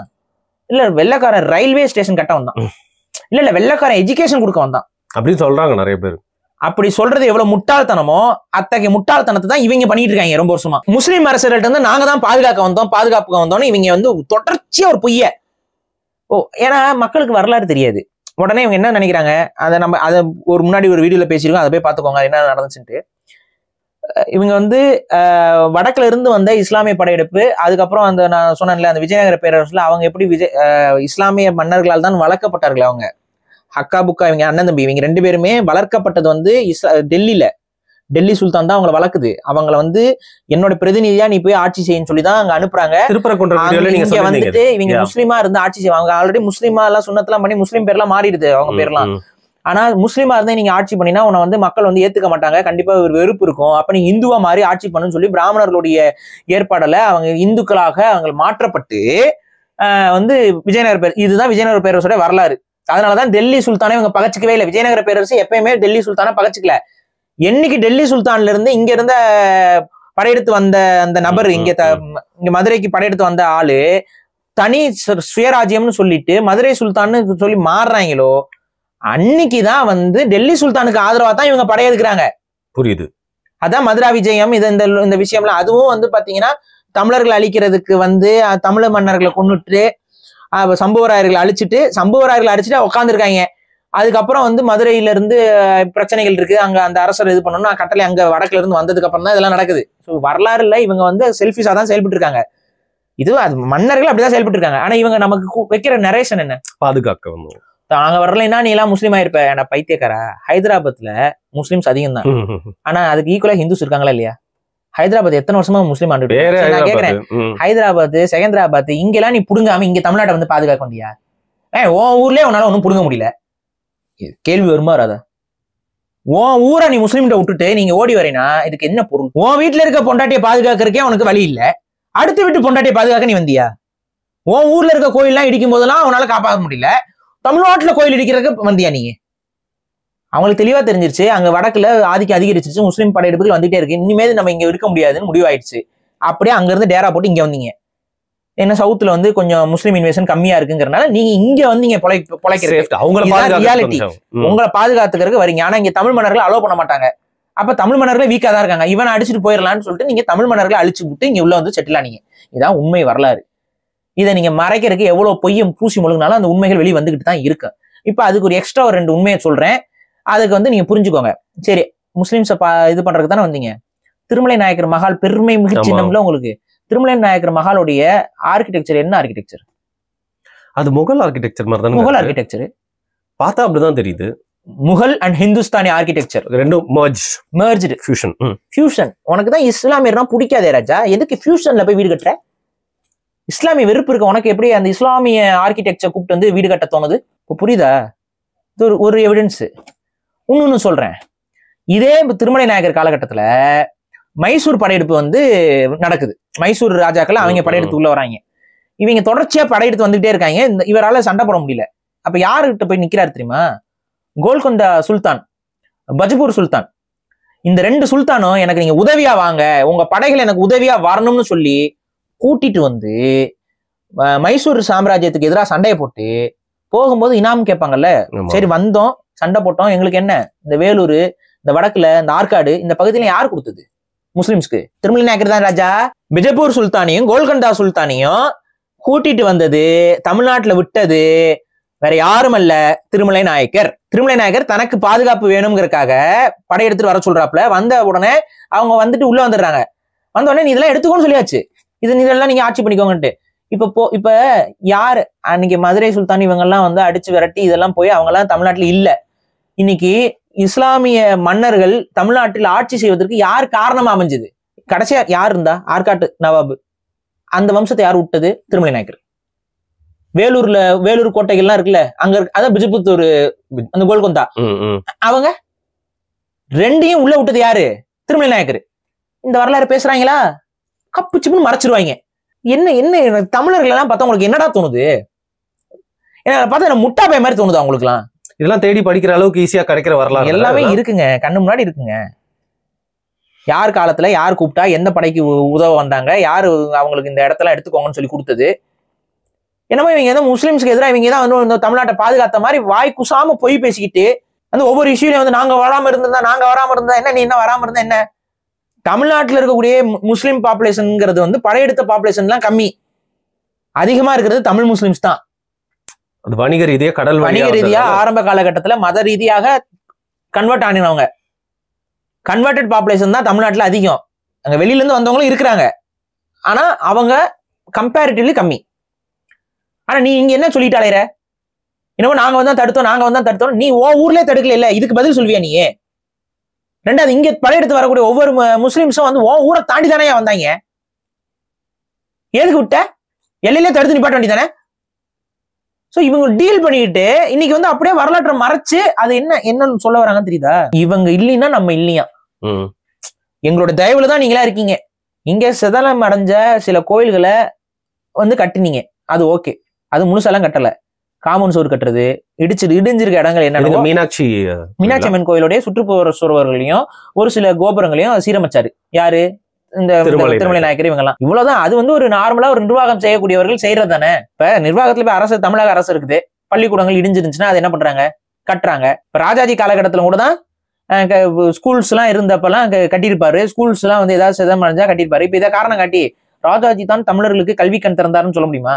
சொல்ல முடியாதுல்ல, சொல்றது இல்ல. நீ அவரும் தான் ஏதாவது ஸ்கூல் கட்டியிருப்பாரு, அவரும் ஏதாவது ஸ்கூல் இது பண்ணிருப்பாரு. ஆனா அதிகமா செஞ்சது காமராஜர் தானே. இது இப்படிதான் பார்க்கணும். தமிழ் மன்னர்கள் எத்தனை கோயில்கள், கொஞ்ச நெஞ்ச கோயில, ஆந்திரால இல்லாத கோயில் இங்க அத்தனை இருக்குன்னா யார் கட்டது? நீ வந்து இங்க கட்டிக்கிட்டீங்க? எல்லாம் நாங்க கட்டிட்டு இருந்தோம்ப்பா. அதான் முஸ்லீம் படையெடுப்பு, வெள்ளைக்காரன் வந்து இப்ப படையெடுக்கும் போது அவனும் தான் இடிச்சான், முஸ்லீம் மட்டும் இடிக்கல, வெள்ளைக்காரன் இடிச்சான். வெள்ளைக்காரன் இப்போ உங்களுக்கு இந்த கங்கை கொண்ட சோழபுரம் இருக்குல்ல, கங்கை கொண்ட சோழபுரத்துடைய அந்த கோயிலுடைய முன்வாசல் எல்லாமே இன்னும் இருக்காது. அது எங்க தெரியுமா இருக்கும்? அந்த கங்கை கொண்ட சோழபுரத்து கோயிலை நீங்க பார்க்க வரும்போது ஒரு பாலம் கட்டிருப்பான் வெள்ளைக்காரன். அது இந்த கல்லை வச்சு, அந்த கல்லை அப்படியே இருக்கும். அந்த பாலம்லாம் கல்வெட்டு எல்லாம் அப்படியே இருக்கும். கல்வெட்டோடய கல்லை கொண்டு போய் கட்டியிருப்பான். அவன் அதெல்லாம் உடச்சு கொண்டு போய் கட்டினான். எல்லாம் அவன் அதிகாரம் இருக்கும்போது அவன் இஷ்டத்துக்கு அவன் நடந்துட்டு இருந்தான். அவங்க கட்டணும்னு நினைச்சா கட்டுவான், இடிக்கணும்னு நினைச்சா இடிப்பான். தமிழர்கள் கையில இன்னைக்கு அதிகாரம் இல்ல. ஆனா நீ என்ன சொல்ல வர? இப்ப வந்து அவன் பாலம் கட்டி கொடுத்துருக்கான் வெள்ளைக்காரன், அதனால அவனை தூக்கி தலையில வச்சு சுமக்கணுமா? வெள்ளைக்காரன் தான் பாலம் கட்டினான், அவனோட வேலைக்காக கட்டினான். அதேதான் நீ பண்ண. உன் ஊர்ல இருக்க பிராமணர்களையும் உன் ஊர்ல இருக்க நடைமுறைகளையும் உன்னுடைய தேவதாசி முறையும் கொண்டு வந்து உன் கோயில்ல பிராக்டிஸ் பண்றதுக்கு நீ கட்டிக்கிட்ட. சரி, கட்டிட்டு எங்களை உள்ள விட்டியா? சொல்லு. உள்ளே விடலைங்க தமிழ் குறிப்பிட்ட சமூகத்தினர் தமிழர்களே உள்ள போகல. அந்த அளவுக்கு அதுதான் உண்மை. ஆனா வெளியில சொல்றது இல்ல, அவ்வளவுதான். யாரு போயிட்டு வந்துட்டு இருந்தானா ரொம்ப முக்கியமான பொறுப்புகள்ல அந்த அரசர்களோட ரொம்ப நெருக்கமான சில குடும்பங்கள் இருக்கும்ல, இவங்க தான் கோயிலுக்கு போயிட்டு இருந்தாங்க. So for example Meenakshi Amman கோயில்ல ஒரு குறிப்பிட்ட காலகட்டத்துக்கு தமிழர்கள் உள்ளே போல. நீங்க தமிழர்கள் யார சொல்லுவீங்க? உங்களோட இதுபடி பார்த்தா தமிழ் குடிகள்ல, இந்த தமிழ் குடிகள்ல பெரும்பான்மையான மக்கள் போல. புரியுதா? யார் யார் போயிருப்பாங்க அப்படின்னா அந்த அரசுக்கு ஆதரவா இருக்கக்கூடிய நபர்கள் தான் அந்த கோயிலுக்குள்ளேயே போக முடியும். ரெண்டாவது, அந்த கோயிலுக்குள்ள பூஜைகள் மட்டும் நடக்கல அந்த காலகட்டத்துல, ரொம்ப ஆபாசமான சில விஷயங்கள் நடந்துட்டு இருந்துச்சு. ஸோ அதனால நம்மளே அவாய்ட் பண்ணோம். நீங்க இப்ப அதிகமா வந்து விபச்சாரம் நடக்கிற இடத்துல கொண்டு போய் நீங்க நம்ம வீட்டு பிள்ளைகள் கூட்டி போவீங்களா? என்ன தோணும் உங்களுக்கு? ரொம்ப தப்பா தோணுமா இல்லையா? நீ வந்து அங்க தேவதாசி முறை வச்சிருந்தியா இல்லையா? கோயில்களுக்குள்ள விபச்சாரத்தை கொண்டு வந்து வச்சிருந்தியா இல்லையா? சோழர்கள் காலகட்டத்துல இருந்தது தேவர் அடியார் முறை, நீங்க கொண்டு வந்தது தேவதாசி முறை. பெரும் பணக்காரர்கள் அந்த கோயில்ல பண்ண அட்ராசிட்டிஸ் எல்லாம் கொஞ்சம் நஞ்சம் கிடையாது. அப்ப அந்த காலகட்டத்தில் தமிழர்களே அதை புறக்கணிச்சிட்டாங்க. பெருங்கோயிலுக்கு எல்லாம் போறது இல்லை. நம்ம குலதெய்வ கோயில் இருக்கு, வழிபாடு இருக்குது, தேவைன்னா விநாயகரை வழிபடுறோம். எதுனா அப்ப அங்கங்க சின்ன சின்ன கோயில்களை உருவாக்கி நம்ம அங்க சாமி கும்பிட்டுக்கிட்டோம். இந்த பெருங்கோயில்கள்லாம் இவங்க கட்டுப்பாடுக்குள்ள போயிடுச்சு. அங்க தமிழர்களை அப்புறப்படுத்துறது தான் இவங்க வேலை. எடுத்துக்காட்டுக்கு அதே திருமலை நாயக்கர் காலகட்டத்துல பழனி கோயிலுக்கு வந்து உள்ள தமிழர்கள் தான் பூஜை செஞ்சுட்டு இருந்தாங்க. அவங்களை அப்புறப்படுத்தினியா இல்லையா? எதுக்கு அப்புறப்படுத்தின? இவங்களை தானே பூஜை பண்றாங்க. இவங்களை எதுக்கு அப்புறப்படுத்திட்டு திரும்ப அங்க பிராமணர்களை கொண்டு வந்து உள்ள விட்ட? அப்ப புரியுதா நோக்கம்? நீங்க உங்களோட வசதிக்கு தகுந்த மாதிரி நீங்க அதை செயல்படுத்திக்கிட்டீங்க. அதுக்கும் தமிழர்களுக்கும் சம்பந்தம் கிடையாது. எங்களுடைய இடங்களை நீங்க கையப்படுத்திட்டீங்க. இன்னொன்னு, இவ்வளவு இடத்துல எல்லாம் பூஜை பண்ண தெரிஞ்சல. ஏன் தஞ்சை பெரிய கோயில் பண்ணல? நீ ஏன் தஞ்சை பெரிய கோயில் விட்டுட்ட? ஏன் கங்கை கொண்ட சோழபுரம் கோயில் விட்டுட்ட? பதில் சொல்லு. ஏன்? அவங்ககிட்ட போய் கேளுங்க. வெள்ளைக்காரன் பீரியட்ல அங்க பூஜை நடக்கல இல்ல, மக்கள் அங்க சாமி வழிபடல, கும்பிட போல, கோயிலுக்குள்ளே போல. கோயில்லாம் காட்டுக்குள்ள கிடக்குது. தஞ்சை பெரிய கோயில் இதெல்லாம் வந்து ஊருக்கு அவுட்டர்ல புதர்மண்டி போய் கிடக்குது. நீங்க பழைய போட்டோஸ் எல்லாம் போய் பாருங்க, அங்க பூஜை எல்லாம் நடக்கல, கோயில் அப்படியே கிடக்கும். வெள்ளைக்காரன் வந்து இவ்வளவு பெரிய கட்டடம், இவ்வளவு பெரிய கோயில், அது ஒரு முறைப்படி இது பண்ணாம என்ன பண்ணி வச்சிருக்கீங்கன்னு சொல்லிட்டு போய் பார்த்துட்டு இது பண்ணிட்டு அவன் அப்புறம் தான் பழக்கத்தை கொண்டு வரான். இப்ப கங்கை கொண்டு சோழபுரம்னா அப்படியே விட்டுட்டாங்க. இன்னைக்கு வரைக்குமே இப்பதான் தமிழக அரசு வந்ததுக்கு அப்புறம் தான் சில முன்னெடுப்புகள்லாம் பண்ணி அதை மாத்தி இது பண்ணி.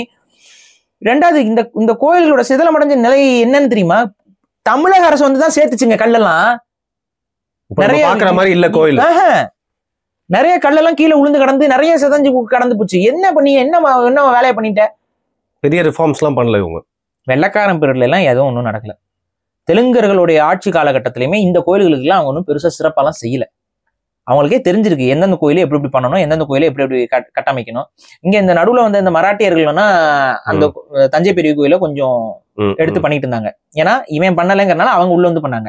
ஏன்னா மக்கள்கிட்ட நல்ல பேர் வாங்கணும்ல, புரியுது, அபிமானம் வரணும் போது அவங்க உள்ள எடுத்து வரும்போது பாருங்க, இந்த கோயில அவன் வந்து ரிஃபார்மே பண்ணல, நாங்க வந்து எல்லாத்தையுமே சரி பண்ணோம், அதாவது தெலுங்கர்களோட நாங்க பெட்டர் அப்படிங்கிற மாதிரி அவங்க காட்டிட்டு அவங்க உள்ள வந்து இந்த வேலையை பண்ணாங்க. சரபோஜி அவங்க வந்து தஞ்சை பெரிய கோயிலை சுத்தி கொஞ்சம் அந்த கோயில் மதில் சுவர், அதுக்கப்புறம் அந்த சிதலமடைஞ்ச சில பகுதிகளை சரி செய்யறது போறது இதெல்லாம் பண்ணாங்க. நீ என்ன பண்ண?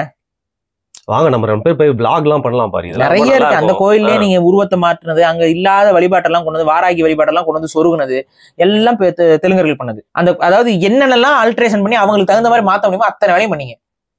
அதோட அந்த ஒரு கோயிலுக்குள்ள இன்னைக்கு சொல்ற ஆகம்பத்துக்கு மீறி நான் செய்ய மாட்டேன், ஆனா அன்னைக்கு நீ ஏதாவது அதெல்லாம் ஃபாலோ பண்ணியா? உன் இஷ்டத்துக்கு எல்லாத்தையும் பண்ணி விட்ட. அப்ப நான் என்ன கேக்குறேன், இவ்வளோ வெறுப்பா இவ்வளோ இதாவே கண்டினியூவா அதே மென்டாலிட்டியில ஆள போறீங்களா? அதாவது தமிழர்களை ஆட்சி பண்ணிட்டே இருக்கணுமா? தமிழர்களுக்கு அந்த பெருமையோ இன உணர்வோ அந்த இதோட எல்லாம் இருக்கக்கூடாது. அவன் கல்வெட்டு படிக்க போற இடத்துல போயிட்டு ரகலை பண்ணுவீங்களா? அதுதானே பண்றாங்க இவங்க. கல்வெட்டு கிளாஸ்ல உங்களுக்கு விருப்பம் இருக்கா? இதுல தேவையில்லாம நான் கத்துக்கிட்டு நான் எல்லாத்தையும் கேஸ் போட போறேன், நான் இது பண்ண போறேன்னு த்ரெட்டன் பண்றதா இல்லையா? யார் மேல கேஸ் போடுவீங்க? அங்க வந்திருக்காங்கல்ல அவங்கள மிரட்டுறது. அதான் வேற என்ன, அது மிரட்டல் தான். அது இதெல்லாம் நீ ஆய்வு பண்ணி போட்டீங்கன்னா உனக்கு எதிரான கேஸ் போடுவேன், இது பண்ணுவேன், அது பண்ணுவேன். நம்ம பசங்க கண்டுபிடிச்சிட்டாங்க. இன்னொன்னு புரிஞ்சுக்கோ, அங்க நம்ம பசங்க இருந்தாங்க, அதனாலதான் எனக்கு அந்த வீடியோ கிடைச்சது. புரியுதா? எந்த அளவுக்கு தமிழர்கள் மாண்பானவர்கள்னு புரிஞ்சுக்கோங்க. உங்ககிட்ட யாரும் வந்து ரகலை பண்ணல, உங்ககிட்ட யாரும் வந்து பிரச்சனை பண்ணல. எவ்வளவு மாண்போடு இருந்திருந்தா அங்கேயே நம்ம தம்பி எந்திரிச்சுவா அந்த வீடியோவும் பாருங்க. எனது அண்ணன் ஒருத்தர் வந்து எனக்கு அந்த புரிதல் ஏற்படுத்தினாரு. அது தொடர்ந்து பல விஷயங்கள் தேடி படிக்க ஆரம்பிச்சோம். பல வரலாற்று ஆசிரியர்களோட புத்தகங்கள் படிக்கிறோம், பல கோயில்கள் போறோம். ஆனா இது வரைக்கும் கல்வெட்டு சார்ந்த விஷயங்கள்ல ஒரு புரிதல் இல்லை. ஆனாலுமே பல வரலாற்று ஆசிரியர்கள் பல தொகுப்புகள் கொடுத்து கல்வெட்டுகள் சார்ந்தர்கள் கொடுத்து பல விஷயங்கள் கொடுத்துமே இங்க வந்து அது நம்பப்படுறது இல்லை இல்ல நம்பப்படாத மாதிரி அவங்க பாத்துக்கிறாங்கன்ற மாதிரி விஷயம் இருந்துட்டு இருக்கு. இதுல சமீபத்துல ஒரு விஷயம் ரொம்ப தாக்கத்துக்கு ஏற்பட்டுச்சு. அதுதான் வந்து இந்த கல்வெட்டு வகுப்புக்கு ஒரு கூட்டத்தில் ஒந்துகோலா இருந்துச்சு நினைக்கிறேன். முக்கியமா அது என்னன்னா, ஒரு சமூக வலைதளத்துல ஒரு காணொலி பார்க்க இருந்துச்சு. ஒருத்தவங்க வந்து தமிழ் மொழி சார்ந்து பேசுறவங்க, தமிழ் ஆர்வலர்கள் எல்லாமே தமிழ் தீவிரவாதிகள் அப்படின்ற மாதிரி எல்லாம் பேசியிருந்தாங்க. அது உண்மையிலே எனக்கு வந்து ஒரு மிகப்பெரிய தாக்கத்தை உண்டாக்கிச்சு. ஏற்கனவே இத்தனை வரலாற்று ஆசிரியர்கள் இத்தனை பேர் இருந்தும் இதை தாண்டியும் தமிழ் ஆர்வலர்கள் தமிழ் மொழியை பற்றி பேசுறவங்க தீவிரவாதிகள் சொல்லி தமிழ்நாட்டில் உட்காந்து பேசுறாங்க. ஆனா அவங்க இன்னைக்கு இந்த மண்ணில் சந்தோஷமா வாழ்றாங்கன்னா அங்க நிற்கிறது தமிழர் மாண்பு. அதை நான் இங்க சொல்லி விரும்புறேன். சோ இதை வந்து நான் கல்வெட்டு மூலமா படிச்சுக்கிட்டு நம்ம மக்களுக்கு மேலும் ஆதாரப்பூர்வமான விஷயத்தை கொண்டு போக விரும்புறேன். நிச்சயம் எல்லா மக்களுக்கும் நல்லா புரிதலா கொண்டு போவேன். நம்ம தம்பி கௌசிக் தான் எந்திரிச்சு அப்பவே நீங்க யாருன்னு அவனுக்கு தெரியும். ஆனா அவங்கள பாயிண்ட் அவுட் பண்ணி சொல்லாம அவங்க கேட்கறாங்களே எதனால கல்வெட்டு படிக்க வந்தீங்கன்ட்டு. அப்ப கௌசிக் என்ன சொல்லியிருப்பான், ஒரு சிலர் கொஞ்ச நாளைக்கு முன்னாடி தமிழ் ஆய்வாளர்கள் எல்லாம் தீவிரவாதிகள் சொன்னாங்க, அந்த வீடியோவை பார்த்தோம். என்னடா வெளியிலிருந்து வந்தவங்க பிறமொழியாளர்கள் இந்த அளவுக்கு தமிழர்களை வந்து தீவிரவாதிகள் சொல்றாங்க, அப்ப நம்ம இதெல்லாம் முழுமையா தெரிஞ்சுக்கணும், உண்மையை தெரிஞ்சுக்கணும் அப்படிங்கிறதுக்காக தான் நான் வந்தேன்னு சொன்னா. அது உங்களை பார்த்துட்டே தான் அவன் சொல்லியிருப்பான். ஆனா நீ தான் அப்படி சொன்ன அப்படிங்கிறத அவன் பின் நோட் பண்ணி அவங்கள அங்க ரகலையாக்கியோ பிரச்சனை பண்ணியோ அவங்க பண்ணல, அசிங்கப்படுத்தல. இவ்வளவுதான் விஷயம். இதுதான் தமிழர்களுடைய மாண்பு. ஆனா எங்களுடைய மாண்பு எப்படி இருக்கு, உன்னுடைய செயல் எப்படி இருக்கு? தமிழ் படிக்க வந்த இடத்துல உள்ள வந்து ரகலை பண்ணிக்கிட்டு அவங்க அந்த சொல்லிக் கொடுக்க வந்த வாதியார்களையும் எதிர்த்து பேசிக்கிட்டு அவங்க கிட்ட தானே கத்துக்க வந்திருக்க. அப்புறம் அவங்க சொல்றதெல்லாம் பொய்னா எதுக்கு அங்க வந்து கத்துக்க வந்திருக்க? புரியுதா? இந்த அடாவடித்தனம் தான் வெறுப்பை உருவாக்குது. சரி, இதெல்லாம் வந்து நடந்தது, இதெல்லாம் பேசிட்டோம். இந்த தமிழ் தேசியவாதிகள் எப்படி அணுகிறது? நாங்க தமிழக அரசுக்கு ஒரு கோரிக்கை வைக்கிறோம். இந்த அம்மா அங்க வந்து கிளாஸ் கத்துக்கிறது இருந்தா அது தேவையில்லாத பிரச்சனைகளையும் முரண்களையும் சமூக ரீதியான சிக்கல்களையும் ஏற்படுத்தும். ஏன்னா அவங்கதான் அது மாதிரி பண்றாங்க. யாரும் இது வந்து அவங்க வாட்ட வந்து கத்துக்கிட்டு போயிருந்தா பிரச்சனையே இல்லை. யார் வேணா கத்துக்கலாம். நீ கத்துக்கிட்டு என்ன எளவோ பண்ணு. ஆனா கத்துக்கிட்டு போறதுங்கிறதுக்கு நீ இவ்வளவு தப்பா ஒரு விஷயத்த பண்ணி அங்க இருக்கக்கூடிய மாணவர்களை வந்து தேவையில்லாத விவாதத்துக்குள்ள வைக்க, ஆசிரியர்களை விவாதத்துக்குள்ள பண்ணி திமிருத்தனமா நடந்துகிட்டு இது ரொம்ப அபத்தம். அவங்களாம் இந்த கோர்ஸ்ல இருந்து தமிழக அரசு விடுவிக்கணும். தேவையில்லை, நீங்க ஒன்றும் படிக்க வேண்டியதில்லை, உங்களுக்கான இருப்பு பணம் திரும்ப தரப்படும், நீ கிளம்புன்னு சொல்லி விடணும். இதுதான் தமிழக அரசு செய்யணும். இதை நீங்க செய்யல அப்படின்னா அதுக்கப்புறம் தமிழர்களுக்கும் அவங்களுடைய கோபத்துக்கும் ஒரு எல்லை உண்டு. இவ்வளவுதான் சொல்றோம். இது தேவையில்லாம இதை வந்து ஒரு இனப்பிரச்சனையாக இவங்க மாத்திக்கிட்டு இருக்காங்க. அந்த லேடி தான் அந்த வேலையை பண்ணியிருக்காங்க. இதை வந்து தமிழக அரசு பார்த்துட்டு சும்மா இருக்கக்கூடாது, அவங்க மேல நடவடிக்கை எடுக்கணும். நீங்க அவங்க என்ன நடவடிக்கைனா, நீ இங்க வராதிங்க, உங்களுக்கு இங்க இடம் இல்லை, உங்களுக்கு இன்டென்ஷன் ரொம்ப தப்பா இருக்கு, அந்த இன்டென்ஷனோட நீங்க இதை படிக்கிறது வந்து தமிழ் சமூகத்துக்கு தேவையில்லாத சிக்கல்களையும் தேவையில்லாத முரண்களையும் தான் ஏற்படுத்தும். இன்னொன்னு என்னன்னா, இந்த மாதிரியான சர்டிபிகேட் கோர்ஸ் படிக்கிறவன் எவனுமே அந்த படிச்ச படிப்புக்கு உண்மையா இருக்க மாட்டான். ஏன் நான் சொல்றேன் அப்படின்னா, இந்த மாதிரி கோர்ஸை படிச்சுட்டு இதை ஒரு காரணம் காட்டி நான் இதை படிச்சிருக்கேன் அதனால நான் சொல்றது உண்மைன்னு சொல்லி பொய்களை எழுத ஆரம்பிப்பாங்க. இது தமிழ் சமூகத்துக்கு பெரிய பின்னடைவை ஏற்படுத்தும். ஏன்னா தமிழர் விரோத கருத்துக்களை அடங்கிய எத்தனையோ ஆய்வாளர்கள் எழுதிய புத்தகங்கள் உங்க கண் முன்னாடி இருக்கு. இன்னைக்கு தமிழருக்கு எதிராகவே எழுதியிருப்பாங்க, அது பொய்யாக இருக்கும். தமிழ் மூத்தது இல்லைன்னு சொல்லியிருப்பாங்க, சமஸ்கிருதத்திலிருந்து தோன்றியது தமிழ்னு சொல்லியிருப்பாங்க. இது எல்லாமே பொய் கருத்துக்கள். இதெல்லாம் யார் சொன்னா, யார் எழுதுனா? இந்த மாதிரி தமிழ் மீது தமிழர் மீது வெறுப்புணர்வு கொண்ட ஆய்வாளர்கள் பண்ண வேலை. அவங்க உண்மையா இல்லை, ஒரு ஆய்வாளராக உண்மையாக இருந்திருந்தால் அவங்க இதை செஞ்சிருக்க மாட்டாங்க. ஏதோ ஒரு வெறுப்புணர்வின் காரணமாக இந்த பொய்களை எல்லாம் எழுதி வச்சிருக்காங்க. இது யாருக்கு பின்னடைவு? யாருக்கு பின்னடைவு? இதுல லாங்கர் டேர்ம் தமிழ் சமூகத்துக்கு இது பின்னடைவு. இந்த பின்னடைவை தமிழக அரசு எங்களோட வரிப்பணத்துல வச்சு நடத்துற கிளாஸ்ல உருவாக்கணுமா? உருவாக்காதீங்க. எங்களுக்கு அது எங்க நடக்குதுன்னு தெரியும். நீங்க நடவடிக்கை எடுக்கலன்னா தமிழர்களாகிய நாங்களா யோசிச்சு நடவடிக்கை எடுக்க வேண்டிய இடத்துக்கு தள்ளப்படுவோம். இது தேவையில்லாத முரண்களை ஏற்படுத்தும், சமூக சிக்கல்களை ஏற்படுத்தும், பொது அமைதிக்கு குந்தகம் உருவாக்கும். அதனால என்ன சொல்றோம், இது வேண்டாம், அவங்கள அனுப்பிடுங்க. அவங்களுக்கு அந்த கோர்ஸ் படிக்க நீங்க வராதிங்க, தேவையில்லாம உங்களுக்கு பாதுகாப்பு கொடுத்துட்டு இருக்க முடியாது, நீங்க நின்னுக்கோங்கன்னு சொல்லிருங்க. இவ்வளவுதான் நாங்க வைக்கக்கூடிய கோரிக்கை அரசாங்கத்துக்கிட்ட. ஓகேவா? இன்னொன்னு, இதை பார்த்துட்டு இருக்கக்கூடிய தெலுங்கர்களுக்கு ஒரு மனசுல தோணும், இந்த அம்மா செய்யறது தப்பு அப்படின்னு. மனசாட்சியோட அந்த மனசாட்சியில உங்களுக்கு தோன்றுச்சுன்னா நீங்க எனக்கு பிரச்சனை கிடையாது. ஆனா அவங்க செய்யறது சரின்னு உங்களுக்கு யாராருக்கெல்லாம் தோணுதோ உங்களுக்கு நான் தான் பிரச்சனை. சொல்லிட்டேன் இப்பவே, உங்களுக்கு நான் தான் பிரச்சனை. புரிஞ்சுக்கோங்க. இதுதான் அந்த உளவியல். இந்த உளவியல் முதல்ல புரிஞ்சுக்கோங்க. இங்க நம்ம வந்திருக்கிறோம், இந்த மண்ணுல நம்ம இருக்கிறோம், இந்த மண்ணில் இருக்கக்கூடிய மக்கள் எல்லாரும் ஒன்னா இருக்கணும், சகோதரத்துவத்தோட இருக்கணும். அது எங்களுக்கு எந்த பிரச்சனையும் இல்லை, நாங்களும் அதை தான் விரும்புறோம். ஆனா இங்க நாங்க வருவோம், இந்த மக்களை நாங்கள் இழிவுபடுத்துவோம், இவங்களை வந்து அடிமைப்படுத்த நினைப்போம், இவங்களுக்கு புகழ் இல்லை, இவங்களுக்கு பெருமை இல்லைன்னு சொல்லி இவங்களை வந்து உளவியலாக நாங்க சிதைப்போம். உனக்கு ஆள தகுதி இல்லை, நாங்க தான் ஆளக்கூடியவர்கள்னு பேசுவோம், இப்படிதான் நடந்துக்குவோம், உனக்கு அநீதி செய்வோம், இனி எனக்கு கீழே நக்கி பொழைக்கணும் அப்படின்னு நீங்க நினைச்சீங்க அப்படின்னா அதற்கான தமிழர்கள் இனி இல்லை, இனி இருக்க போறதும் இல்லை. அதுக்காக தான் இந்த பதிவு. சரி, இந்த உளவியலை புரிஞ்சுக்கோங்க. ரொம்ப தப்பான உளவியல்களை போகாதீங்க. இந்த மாதிரியான நபர்கள் எதற்கு இதை செய்யறாங்கிறதும் நான் விளக்கம் கொடுக்குறேன். இந்த அம்மா எதுக்கு இதை பண்ணுதுன்னா, இந்த தெலுங்கு டாமினன்ட் ஹேட்டர் குரூப் இருக்குல்ல, தமிழர் வெறுக்கக்கூடிய, அதுல இந்த அம்மா ஒரு லீடர் ஆகணும்னு ஆசை இருக்கு. அறுவடை பண்ணணும் பாக்குறாங்க. இதுல வந்து ஏதாவது ஒரு தெலுங்கு லாபி குரூப்ல இருந்து நம்ம போயிட்டு அப்புறம் ஏதாவது ஒரு கட்சியில போய் நான் எனக்கு தெலுங்குகள் எனக்கு இவ்வளவு சப்போர்ட்டா இருக்காங்க, நான் உங்க காலுக்கடியில நான் விழுந்து கிடந்தேன்னா எனக்கு வந்து எனக்கு சீட் கொடுப்பீங்களா அப்படின்னு கேட்கும் இந்த பொம்பளை. அந்த மாதிரி இதுக்காக இந்த ஆட்டம். இதுக்கு முன்னாடி இதே ஆட்டத்தை பல பேர் ஆடினாங்க. எல்லாம் கிடைச்சா எங்க போனாங்கன்னா சீட்டு கேட்டு போய் நிற்பாங்க. அதை அவங்க கொடுத்தாங்கன்னா வாங்கிக்குவாங்க, கொடுக்கலன்னா அப்படியே காணாம போயிடுவாங்க. இதுதான் நடக்குது. இந்த அம்மாவை அதுக்கு பிளான் பண்ணிக்கிட்டு தான் பாலிடிக்ஸ்ல வரணும் இந்த அம்மாவுக்கு. அதுக்கு தெலுங்கு பாலிடிக்ஸ்க்குள்ள தன்னை வந்து தமிழ்நாட்டில் ஒரு தெலுங்கு லீடர் மாதிரி காமிச்சுக்கணும்னு ஒரு ஆசை இந்த அம்மாவுக்கு. தமிழ்நாட்டில் தெலுங்கு லீடர்ஸ் நிறைய பேர் இருக்காங்க, ஆனா அவங்களாம் தன்னை தமிழ் லீடர்ஸ் போலதான் காமிச்சுக்காங்க. தங்களை தெலுங்கு லீடர்னு காமிச்சுட்டு இங்க ஒரு வயலும் கிடையாது, ஒருத்தனும் வரவும் மாட்டான். அதை முதல்ல இந்த அம்மாவுக்கு சொல்லிக் கொடுங்க. யாராவது ஸ்ட்ராட்டஜியே தப்பா இருக்கு, நீ பண்றது எல்லாமே தேவையில்லாத ஆணிதான், உன்னால அது ஒண்ணுமே பண்ண முடியாது. இங்க தெலுங்கர் அப்படிங்கிற பெருமையோட எல்லாம் நீங்க வந்து உட்காந்துக்கிட்டு தமிழ்நாட்டுல அரசியல் செய்ய முடியாது. அவ்வளவுதான் விஷயம். ஏன்னா நீங்க இங்க வந்து நல்லது செஞ்சிருந்தீங்க அப்படின்னா அது வந்து சாத்தியப்படும். அது உண்மை, அது இல்லை, வரலாறு அது இல்லை. எந்த ஒரு படையெடுப்பாளனும் நன்மை செஞ்சான்னு சொல்லி பேசுறது முட்டாள்தனம். அந்த முட்டாள்தனத்தை தமிழர்கள் நாங்க யாருக்கும் சொல்லலை. நாங்கள் நல்லது செய்யதான் இதுக்கு போனோம், அதுக்கு நாங்க இமயம் வரைக்கும் படையெடுத்து சென்றது நாங்கள் நல்லது செய்வதற்கு யாராவது சொல்லியிருக்கோமா? அவன் எங்களை தப்பா பேசினா அவனை அடிக்கதான் போனோம்னு நாங்க சொல்றோம். இமயம் வரைக்கும் போய் கொடி நாட்டிட்டு வந்தோம். அவன் தமிழ் மொழியையும் இனத்தையும் இழிவா பேசுறான், கண்ணகியை வந்து இழிவா பேசுறான். அவன் எப்படி நம்ம ஏற்றுக்க முடியும்? போறான், கரிகாலம் போறான், இமயவரம்பன் நெடுஞ்செயலாளன் போறான், எல்லாம் போய் இமயம் வரைக்கும் போய் கொடி நாட்டிட்டு வராங்க. அது எங்களுடைய ஆளுமையை நிலைநாட்டுவதற்கு நாங்கள் செய்வது. அன்னைக்கு இருந்த தமிழர்களை பார்த்து கொஞ்சம் கத்துக்கோங்கன்னு இன்னைக்கு இருக்க தமிழர்களுக்கு சொல்றேன். இவ்வளவுதான். நீங்க இமயம் வரைக்கும் போகணும்னு அவசியம் இல்லை. இந்த கிளாஸ் ரூம் வரைக்கும் போயிருவோம். நம்ம 3000 ரூபா தானே? 3000 ரூபாய் அதெல்லாம் கட்டி அது கிளாஸ் படிக்க போறவங்களுக்கு, இந்த மாதிரி அந்த படிக்கிறத கெடுக்க வரவங்களுக்கு அது வேற மாதிரி தான் போகும். தமிழக அரசு உடனடியாக நடவடிக்கை எடுத்து இந்த அம்மா வர்றதை நிப்பாட்டி விட்டுருங்க. அவங்ககிட்ட வாங்கின வைப்பு தொகை 3000, வட்டி முதலமா கூட சேர்த்து கையில கொடுத்து கிளம்பு வெளியில. நானே பாக்கெட் மணி போட்டு நாங்க கூட கொடுக்க தயார். நீங்க 1500 அது எதுக்கு? நானே 3000 ரூபாய் தரேன். அந்த அம்மாவை போக சொல்லுங்க. இங்க வந்து தேவையில்லாத ரகலை பண்ணி சமூகத்துக்குள்ள தேவையில்லாத நல்லிணக்கத்தை கெடுக்கக்கூடிய வேலையை இவங்க பண்ணிட்டு இருக்காங்க. இந்த வீடியோஸை பாக்குறவங்களுக்கு கண்டிப்பா கோபம் வரும். ஆனா அந்த கோபத்தை ஆக்கப்பூர்வமா காட்டுங்க. இந்த மாதிரியான உளவியல் கொண்ட நபர்களை அம்பலப்படுத்துங்கள். இவங்களை போயிட்டு விரட்டுறது, அடிக்கிறது, உதைக்கிறது இதெல்லாம் நமக்கு எந்த பயனும் தரப்போறது இல்லை. மாறா நமக்கு தேவையில்லாத குழப்பத்தையும் சிக்கலையும் தான் ஏற்படுத்தும்.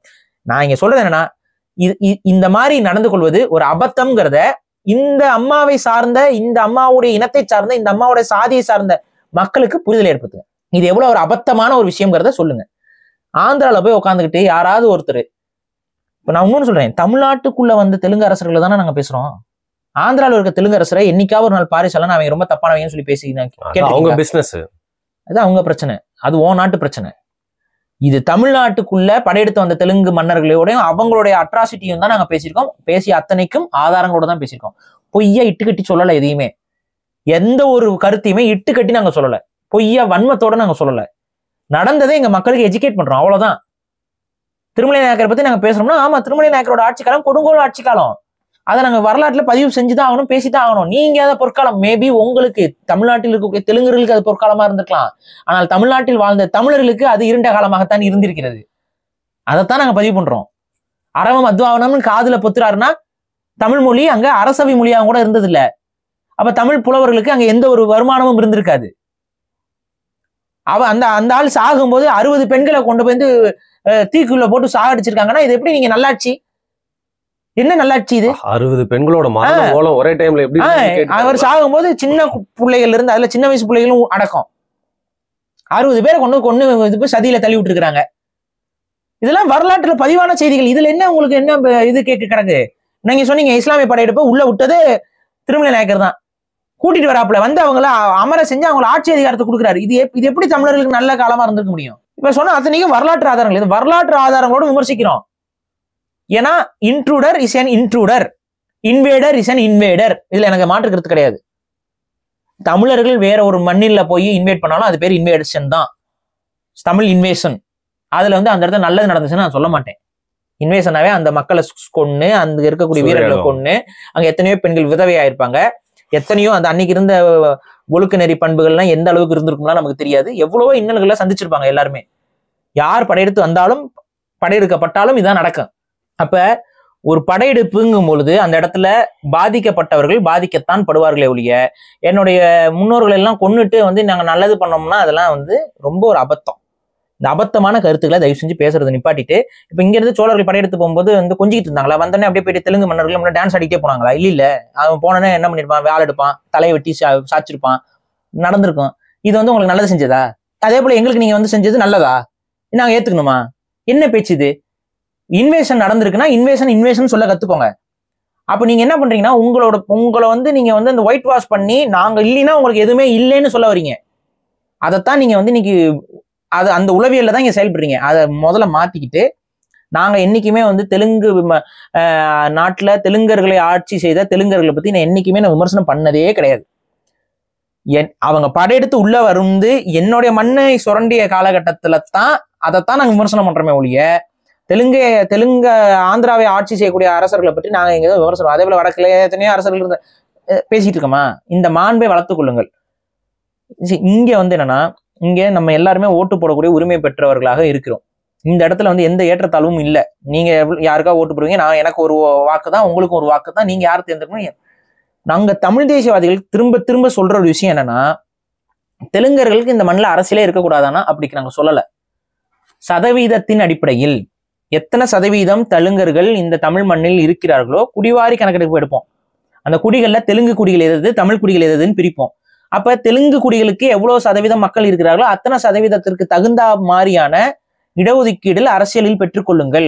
நாங்க 2% இருக்காங்க, 3%, 5% இருக்காங்கன்னா 5%க்கு எத்தனை எம்எல்ஏ எத்தனை மினிஸ்டர் தேவையோ அது உருவாக்கிக்கலாம்.